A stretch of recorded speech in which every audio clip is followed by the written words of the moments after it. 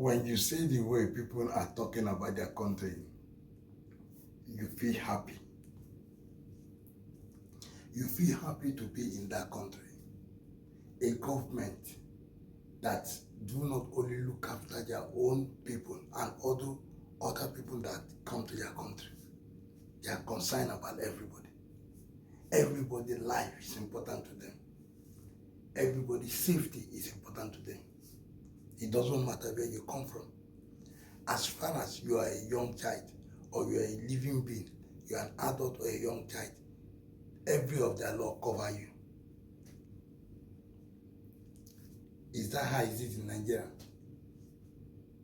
Is that how it is in Nigeria? I'm not talking of every country, I'm talking of where I am now. Is that how it is?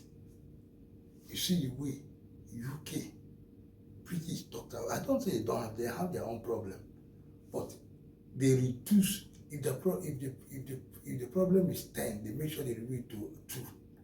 At least they can deal with the 2 later. But it will not be much as it is before. And that's how it should be. When there's insecurity, when there's insecurity and there's stubborn people in the country that refuse to hear, you send safety. First of all, save that place first, save it, and keep those people steady there. That shows you are a man. Then after that, you can now go and talk to them and look at what happened. Then sort it out. That's how these people used to do. Emergency, they stop it first. Save life. Then look, establish what is happening, investigate it. Life saving first, then investigation follow next. Then look at the root problem of the matter, of the issues. Then sort it out. That's how it goes in all these really developed countries that really love their people, and they're working for future generation, not only for the one they see now, but the one they have not seen. I pray for other countries that they should do the same thing. Yeah. Have you ever thought that your children that you will live in that way, and you will no longer be a president, you will no longer be a governor, you will no longer be a minister, you will no longer be in that seat? So for now, you have the opportunity. Use the opportunity and do it better. At least you try. People will know you try. Anyway, I want to leave you with you guys to see how the UK are trying to stop. You see, now before I go, you see, a writer was the one who discovered this grooming. For a long time it has been. And now the government exposed, and the government have to come together to sit on it and see that they find a lasting. So listen to the voice. It's not like many of our newscasters, our writers, what they call them, the journalists, they find out truth. They know how to get truth. But when they get the truth, they will go and show them the truth. They will go and show them.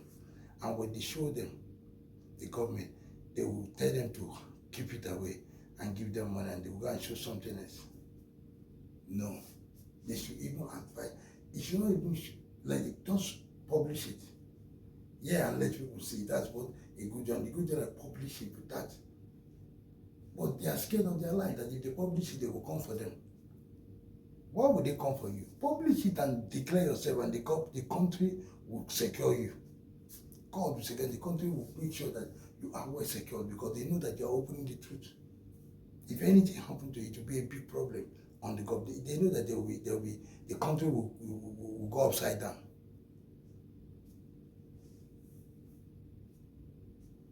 It's just a word is enough for a word. Come out. If you're a writer, help Nigeria. If you're a journalist, help Nigeria to discover the truth. If you are somebody that has a weapon of writing, discover the truth and expose it on your platform. And you have helped the country to be better. And God will never cease to bless you. Just like these people are doing. Journalists, writers, TV stations, they are the ones that reform countries. They have weapons that the government is scared of.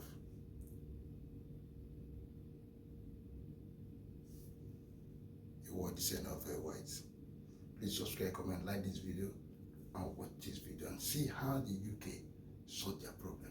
That's all I can say. And good night for today. I'll see you the next time again. Home Secretary.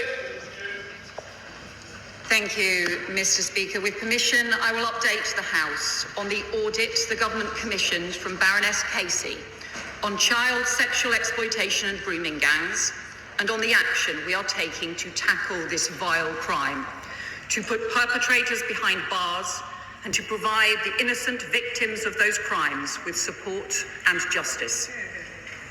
The House will be aware that on Friday, 7 men were found guilty of the most horrendous crimes in Rochdale between 2000 and 2006. They were convicted of treating teenage girls as sex slaves, repeatedly raping them in filthy flats, alleyways, and warehouses. The perpetrators included taxi drivers and market traders of Pakistani heritage, and it has taken 20 years to bring them to justice. I want to pay tribute to the incredible bravery of the women who told their stories and have fought for justice through all those years. They should never have been let down for so long.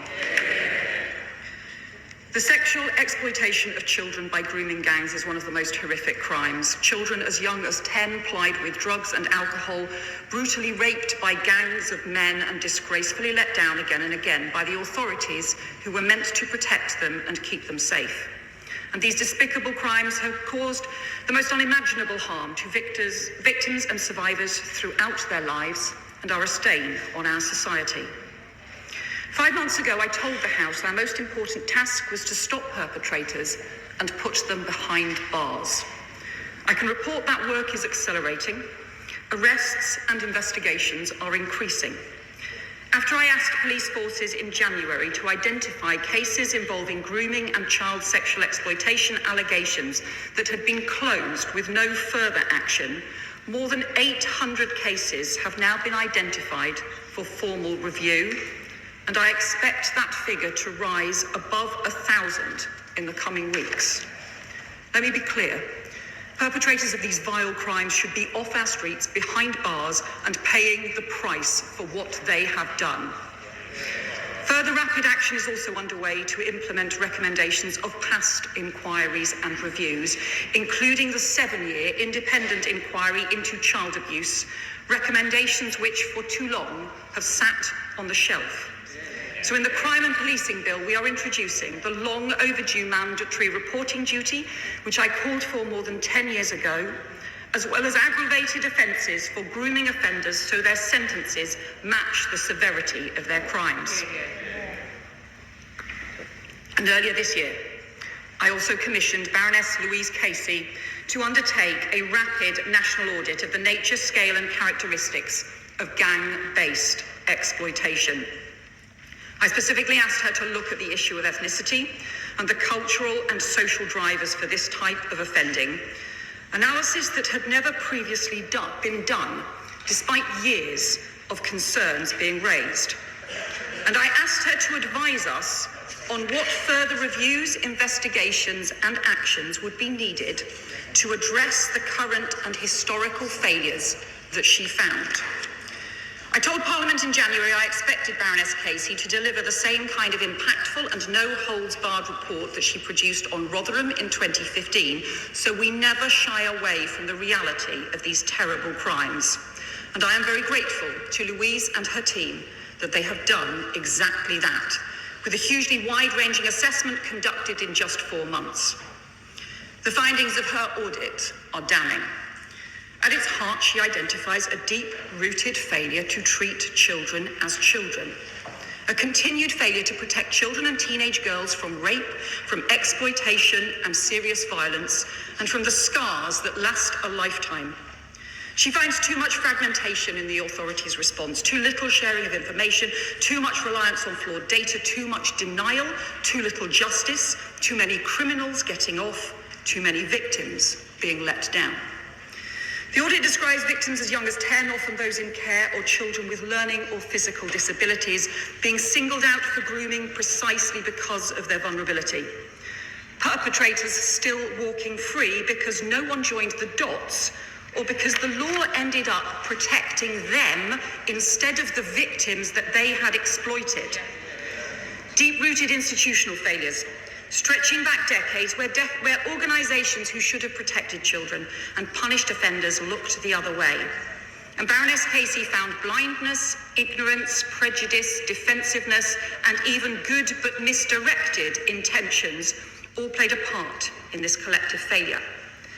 And on the key issues of ethnicity that I'd asked her to examine, she has found continued failure to gather proper, robust national data, despite concerns being raised going back very many years. Local data that the audit examined from 3 police forces, they identified clear evidence of overrepresentation among suspects of Asian and Pakistani heritage men.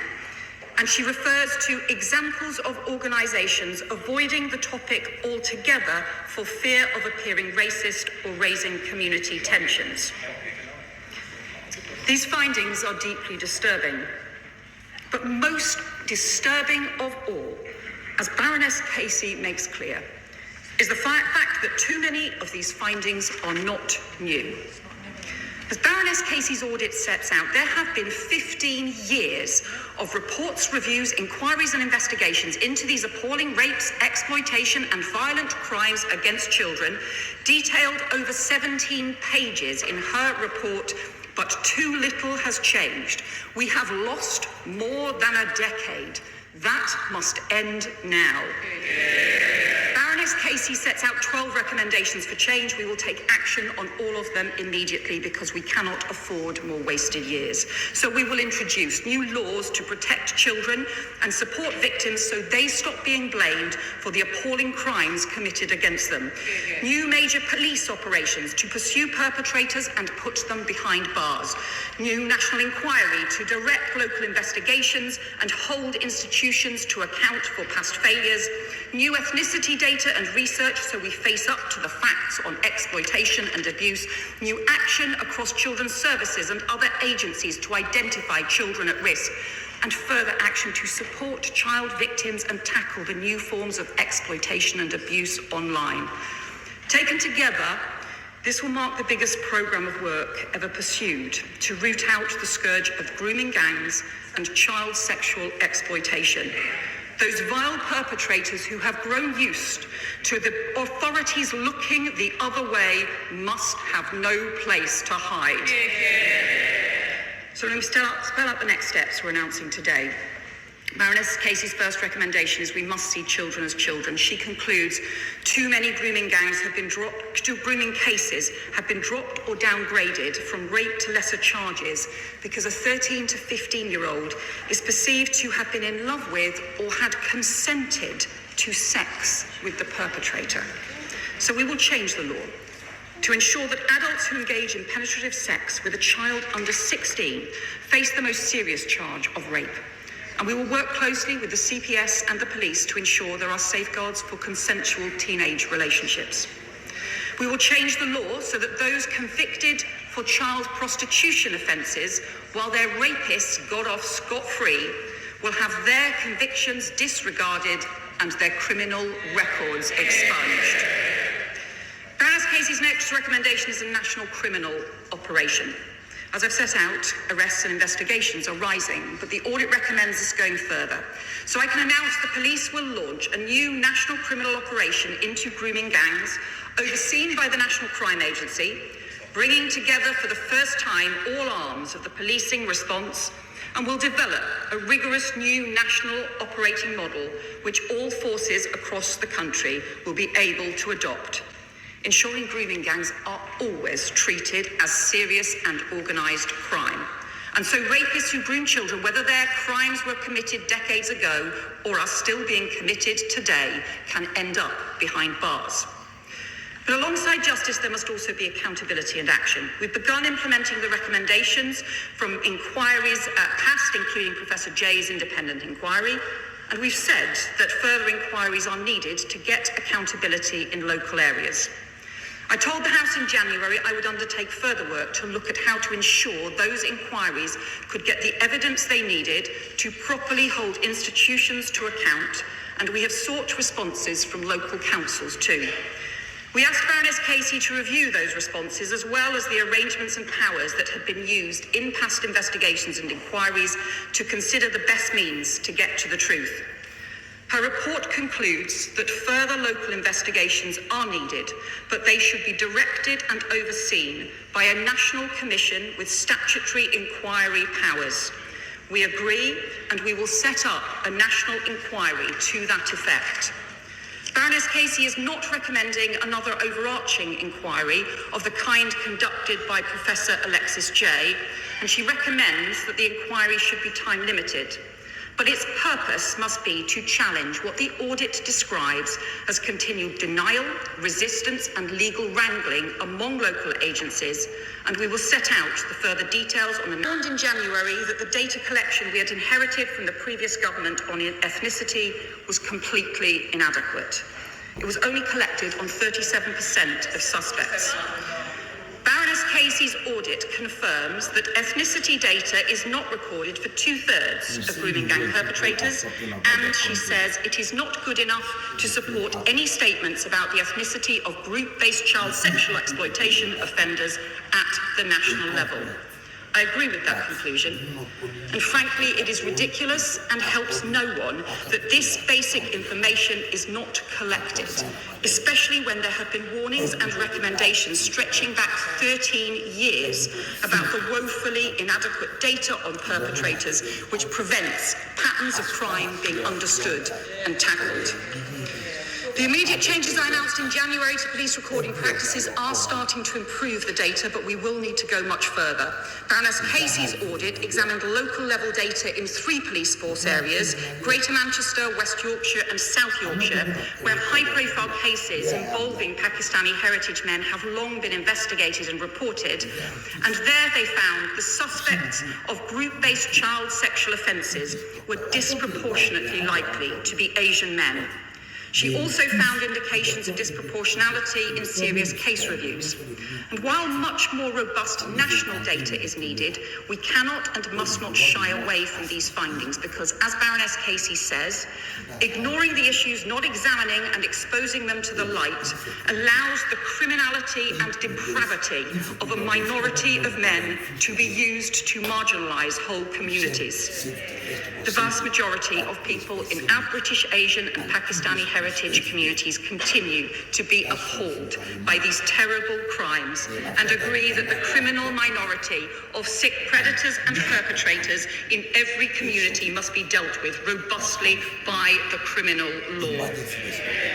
Baroness Casey's review also identifies prosecutions and investigations into perpetrators who are white, British, European, African or Middle Eastern, just as Alexis Jay's inquiry concluded that all ethnicities and communities were involved in appalling child abuse crimes.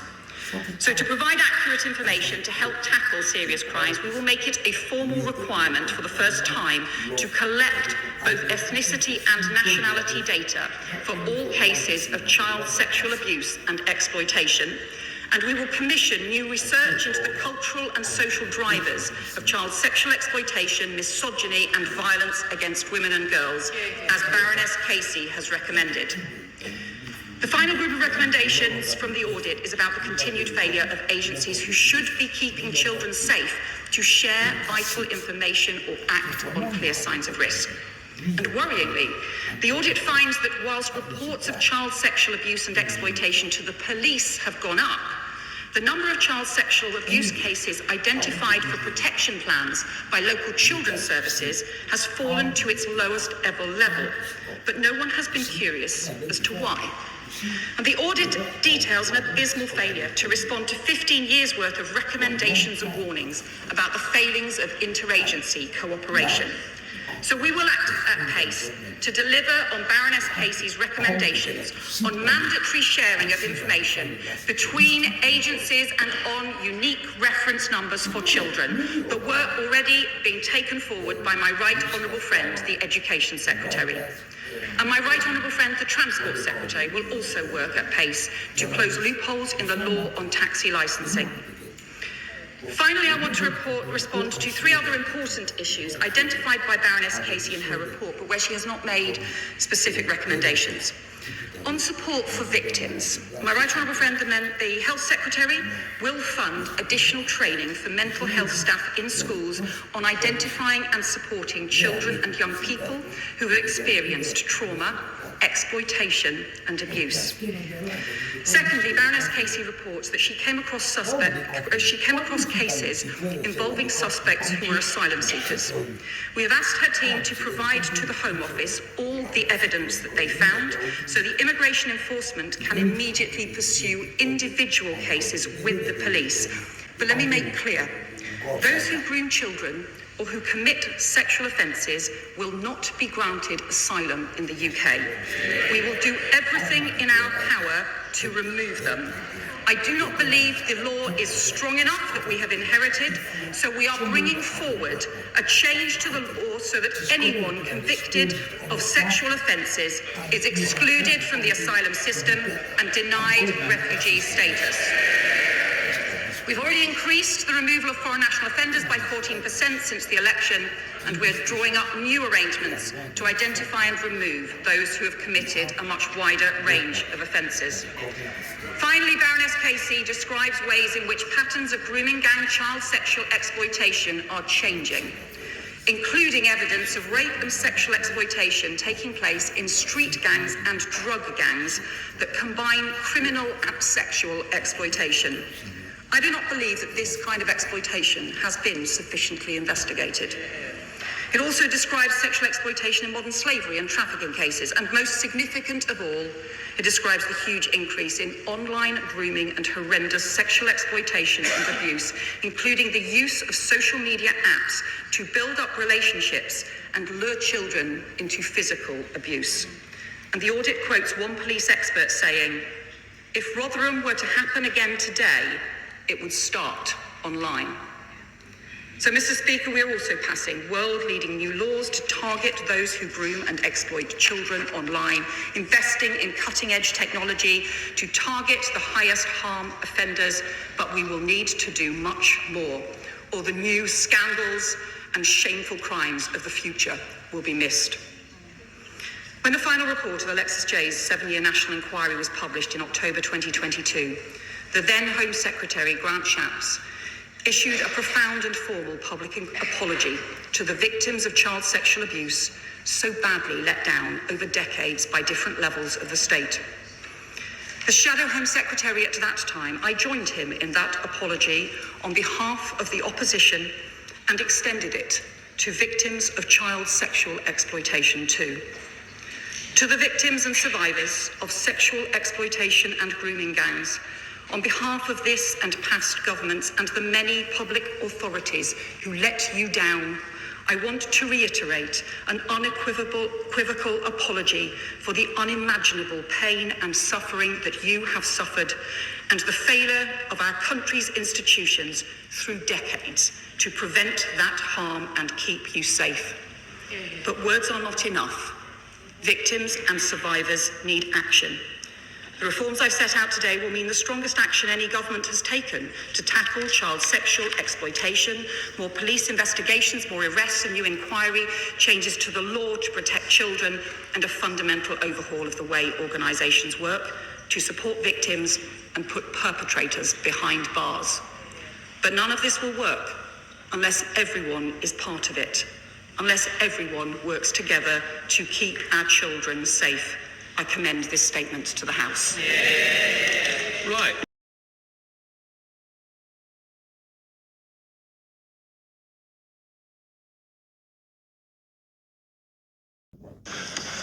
Hopefully it's now available in the table office for those members who wish to see the report.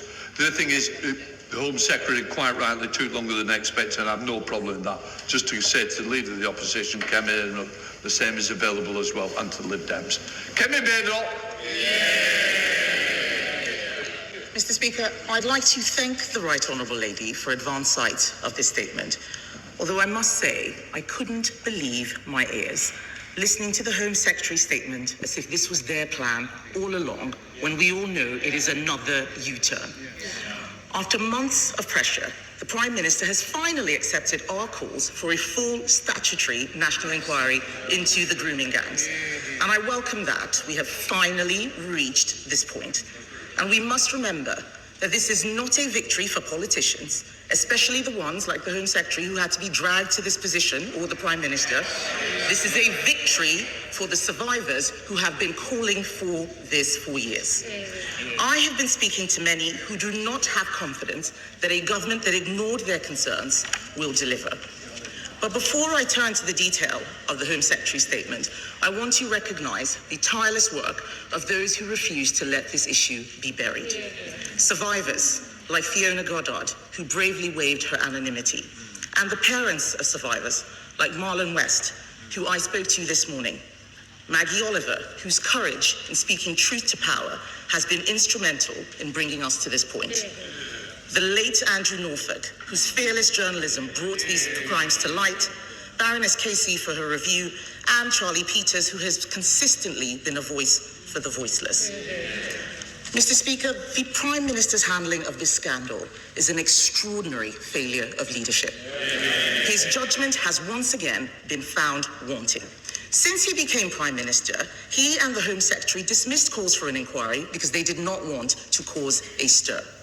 They accused those of us demanding justice for the victims of this scandal as, and I quote, jumping on a far-right bandwagon. A claim the Prime Minister's official spokesman restated this weekend. Shameful.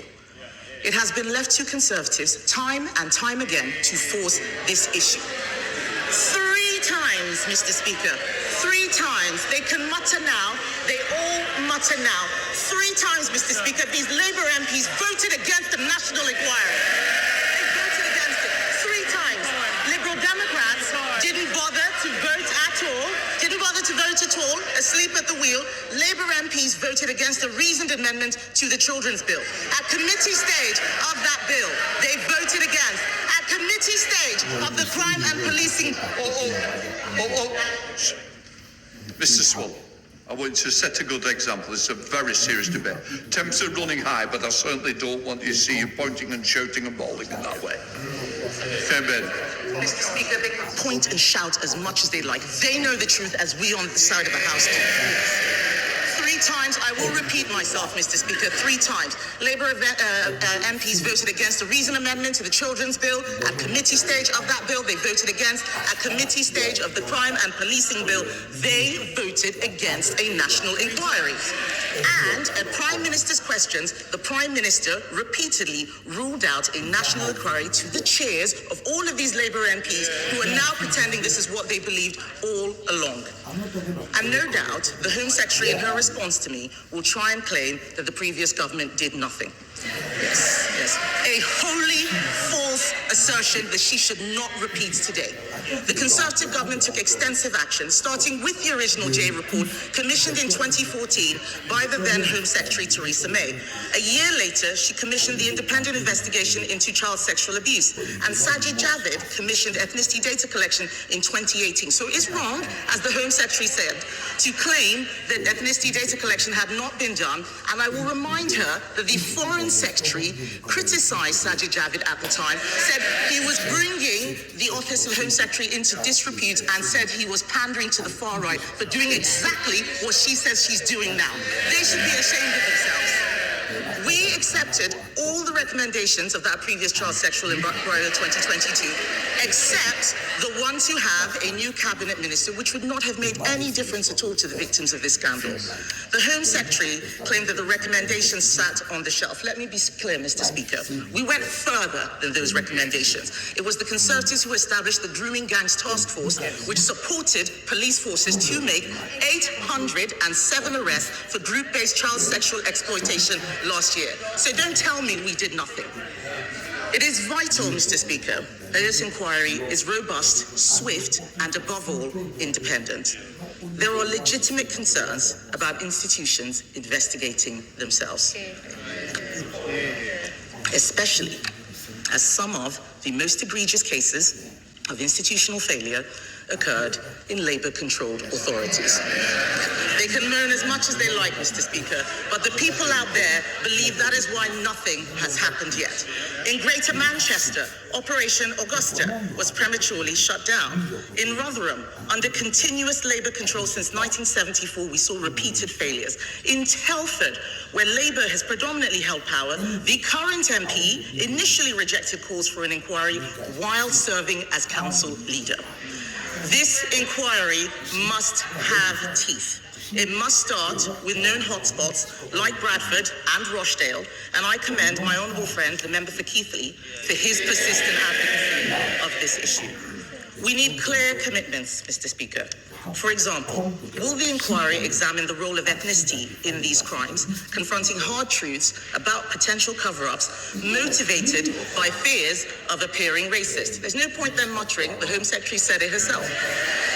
I spoke to the father of a survivor just this morning, and he told me the survivors need to have someone who is independent that they can go to and trust. It is no use them being forced to speak to the same authorities who ignored them in the first place. So will this inquiry ensure that no one, whether police officers, councillors, or council officials, is beyond scrutiny? The government's approach to the Casey review itself raises serious concerns. While the review's findings are, of course, the difficult ones, the Prime Minister has waited months for someone to take this decision for him. This is the kind of dithering and delay that the survivors complained about. Mr. Speaker, we need answers to the following questions.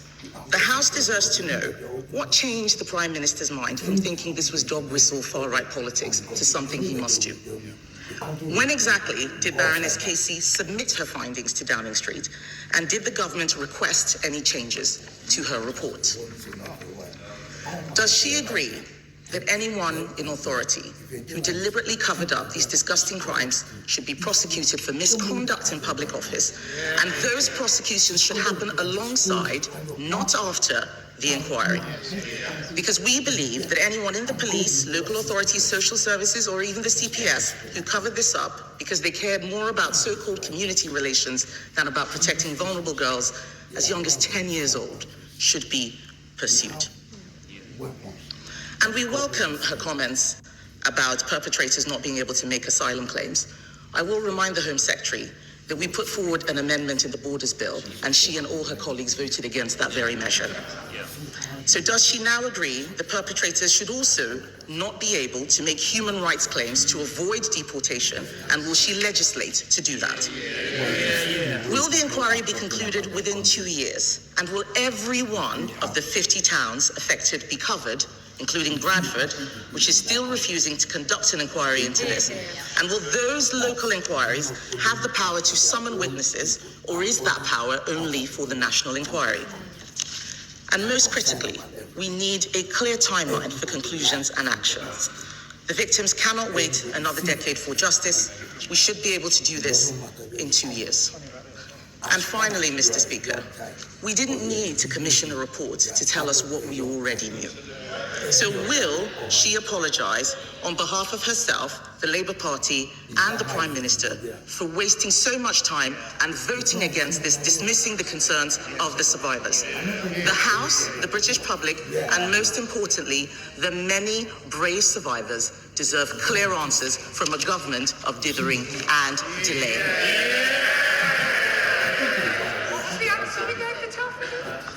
I have to say to the Leader of the Opposition, I don't think she can have read this report and the seriousness of its conclusions, because it sets out a timeline of failure from 2009 to 2025. Repeated reports and recommendations that were not acted on child protection, on police investigations, on ethnicity data, on data sharing, on support for victims. For 14 of those 16 years, her party was in government, including years when she was the Minister for Children and Families, then the Minister for Equalities, covering race and ethnicity issues and violence against women and girls. And I didn't hear her raise any of these issues until January of this year. She will know the Prime Minister didn't just raise them, he acted on them, bringing the first prosecutions against grooming gangs, calling for action to address ethnicity issues in 2012. And she will know that the Safeguarding Minister and I have raised these issues repeatedly. She referred to the Professor Alexis J. independent inquiry into child sexual abuse. I called for and strongly supported that inquiry, and also on a cross-party basis. We wanted that inquiry to work and supported its conclusions. But her party did absolutely nothing to implement those conclusions. Time and again, recommendations just sitting on the shelf. And it has taken this government now to bring forward the mandatory duty to report. And she says that we should ensure that people who have engaged in cover-ups should be prosecuted. I agree, and that is why this party is changing the law to make that possible, so that cover-ups cannot happen and so that people are held to account. She will also know that the vote she's referred to, what she wanted to do, and the amendment she put forward, would have wrecked the children's well-being and schools bill. The very bill, which includes two of Baroness Casey's recommendations strengthening child protection, recommendations that she and her party refused to introduce over 14 years. And I am sorry that she chose not to join in the apology to victims and survivors for decades of failure that was a cross-party apology in 2022. And it should be again if she really had victims' interests and the national interest at heart. Thank you, Mr. Speaker. And I sat with a cold fury at what was coming out of the mouth of the Leader of Opposition. Much of it is beneath contempt. Can I commend today's statement, and can I commend her for commissioning a fiercely independent figure like Louise Casey to conduct this national audit, without which we would not have had today's outcome. In Rochdale, we know all too well how many years it has taken for victims to get the justice they deserve. They have waited many, many years to see these sick criminals locked up and put behind bars. But also, only last week we had 7 more of these perverts locked up in Rochdale, and that is a testimony to the police and the prosecution who finally got these cases together. But the victims also want accountability for anyone in position of authority. As she has said, anyone who found out about this and failed to act, or knew about it and failed to act. So does she agree with me that no councillor of any political party, no social worker, no police officer, no council officer, and no ethnic group should hide from the fierce scrutiny of this national inquiry? My honourable friend is right to raise the appalling case in his constituency where 7 people were convicted on Friday. And he will know as well that there are further criminal investigations still ongoing as well, and it is shameful how long it has taken to get justice for those victims. I also agree with him that there can be no hiding from justice for anyone on this appalling issue where victims and survivors have been let down for far too long, and I would hope that this could be a cross-party process to support that. Liberal Democrats spokesperson Lisa Smart. Thank you very much, Mr. Speaker. Child sexual abuse and exploitation are among the most abhorrent crimes imaginable. And we must all support every effort to deliver justice for victims and to prevent these vile acts from happening again. It is, of course, right that the government follows the recommendations of Baroness Casey's report, including a new national inquiry. Survivors must be at the heart of this process. Their voices, experiences and insights must shape both the inquiry and its outcomes. And I would welcome hearing more from the Home Secretary on how she intends to ensure survivors are heard, respected and central to this view, building on their existing testimony without asking to repeat themselves and relive their abuse again and again. Mr. Speaker, the 7-year inquiry into child sexual abuse, chaired by Professor Alexis Jay, delivered its final report in 2022. And the government at the time delivered none of its recommendations, leaving survivors waiting for justice. In her remarks, the Home Secretary mentioned 2 of Professor Jay's recommendations being introduced through the Crime and Policing Bill: mandatory reporting duty and aggravated offences for grooming offenders. But what does this new inquiry mean for the remaining recommendations of Professor Jay? Will victims and survivors see all 20 recommendations implemented while the new inquiry is being carried out? Any new inquiry must be more than symbolic. It must be robust, victim-centred and capable of driving real change. A duty of candour would require public officials and authorities to cooperate fully with an inquiry like this. So it continues to be disappointing that the government has delayed bringing this forward. I ask the Home Secretary plainly, what is stopping the government from introducing a duty of candour via a Hillsborough law now?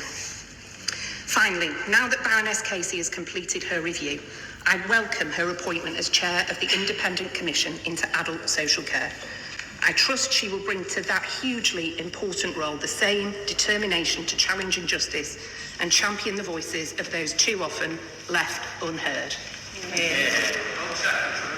The honourable member makes important points about the seriousness of this crime. She is right too that we need to continue to implement the recommendations of the overarching inquiry into child abuse.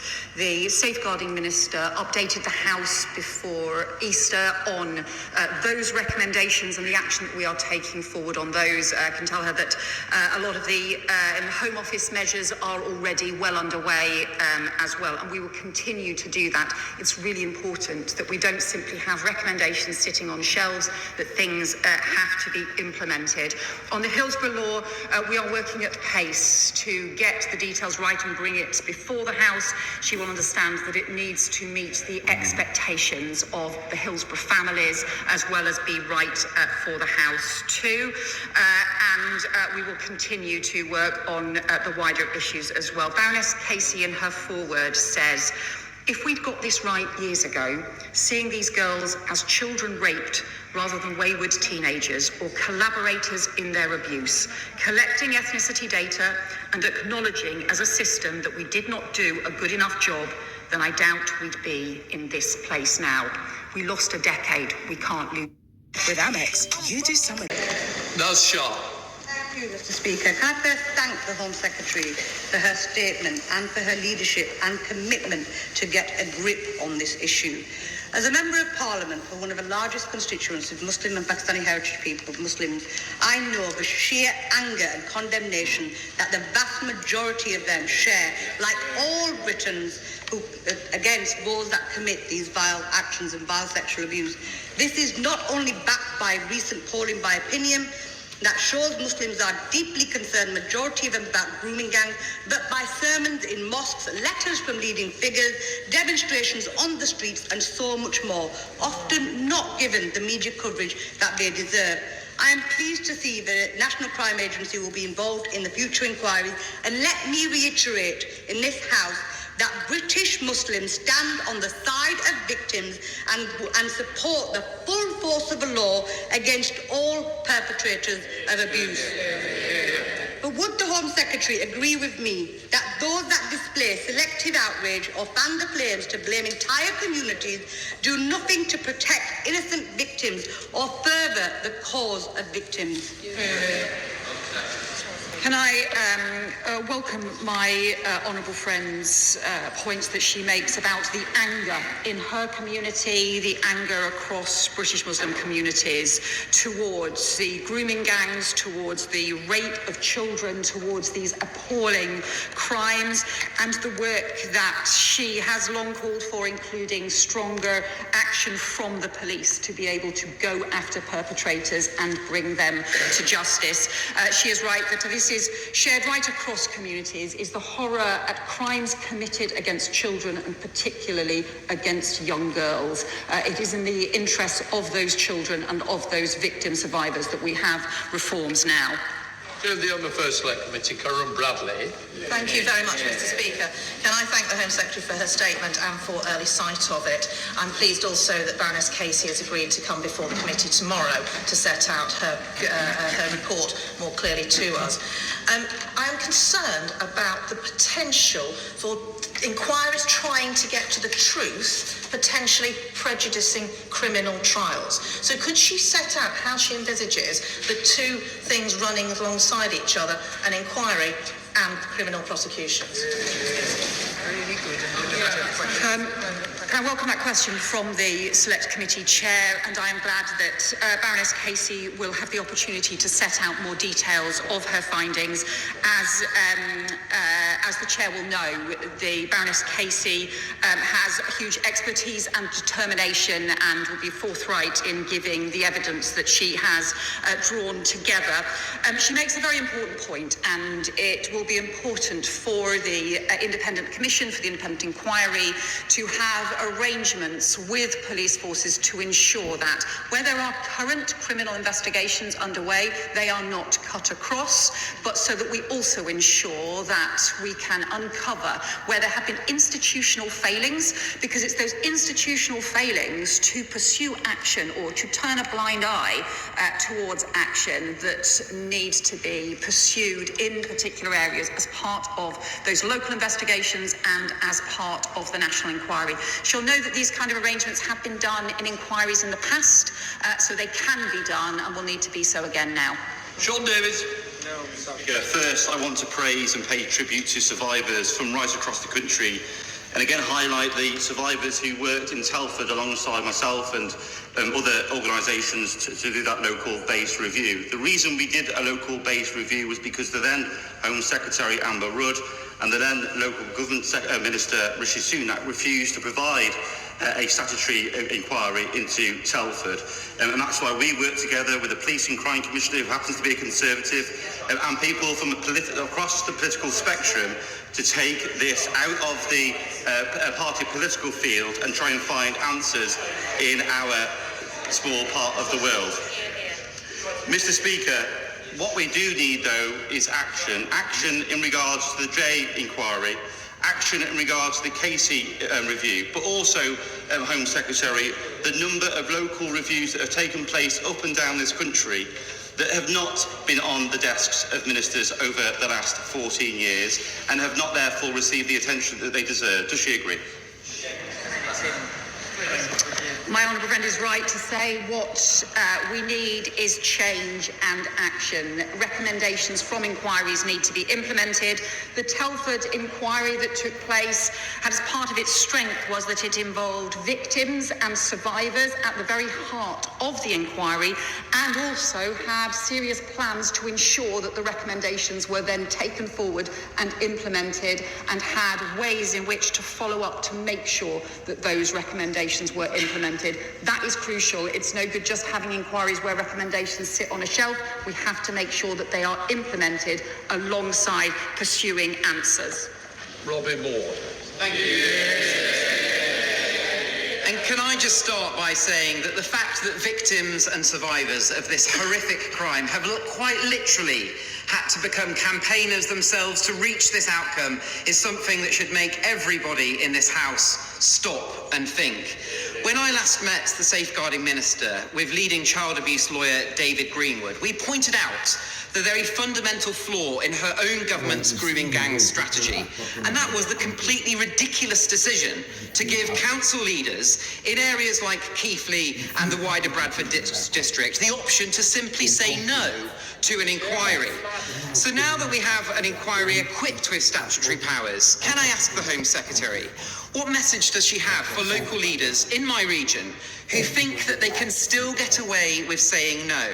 And what message does she have to say to victims like Fiona Goddard, who is also from my area, who no doubt will be worrying, like me, that there will still be no focus on Keighley and the wider Bradford district? Well, I know that the honourable member has met with the safeguarding minister. She has also spoken again to Fiona Goddard this morning to ensure that the work that they have been doing and to make sure that victims and survivors' voices and campaigners' voices are heard at the heart of this. I think he will also know that the safeguarding minister did say to him in that meeting that she would not allow local councils to be able to turn their backs and to say no to investigations where they are needed. That is why we have accepted Baroness Casey's recommendation for a national inquiry that will underpin those local investigations. We will ensure, obviously, final decisions will be matters for the independent chair of a commission, but we will ensure that his concerns and those of victims are passed on to the national inquiry. Debbie Abrahams.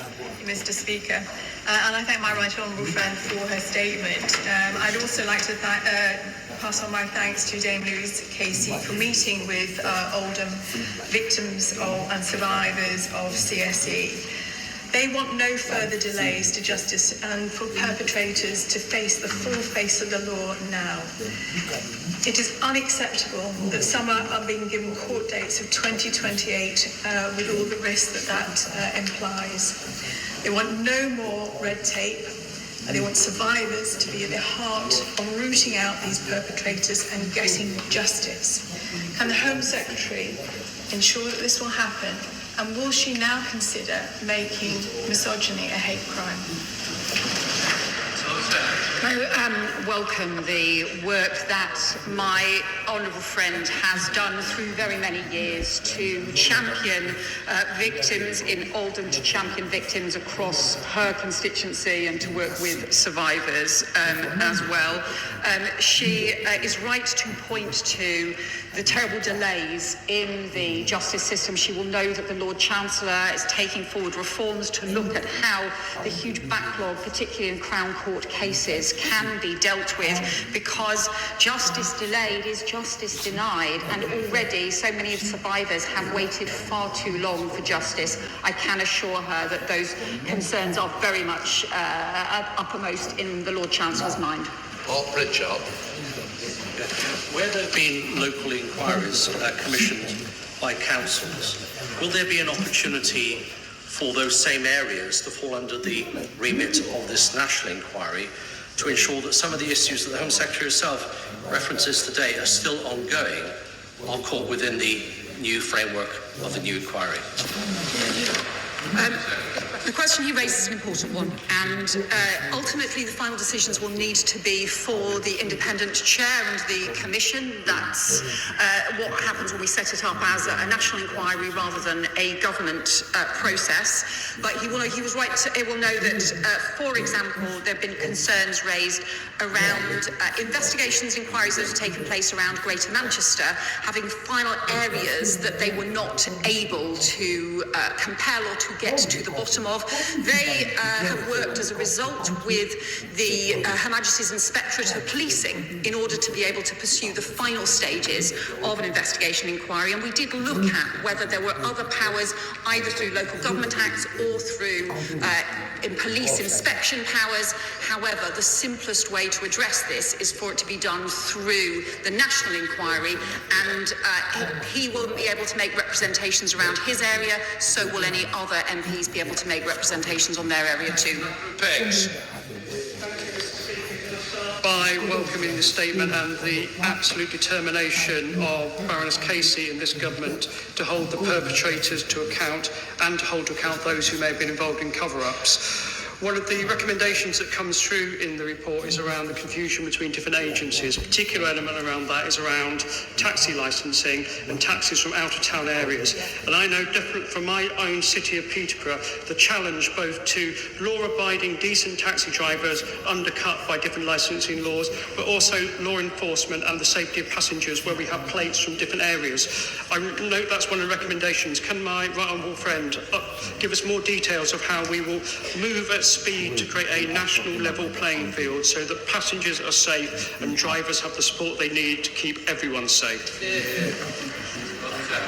I welcome that point from my honourable friend because, as he will know, there are many local authorities across the country who have worked to ensure that they raise standards and checks in their licensing arrangements, particularly those in areas where there have been serious problems and where there have been criminal cases that have taken place. However, those checks and safeguards can end up being undermined by the licensing of taxis in other areas that do not have those checks. So we are looking to be able to take forward reforms to the law. The Transport Secretary is looking at exactly this issue to make sure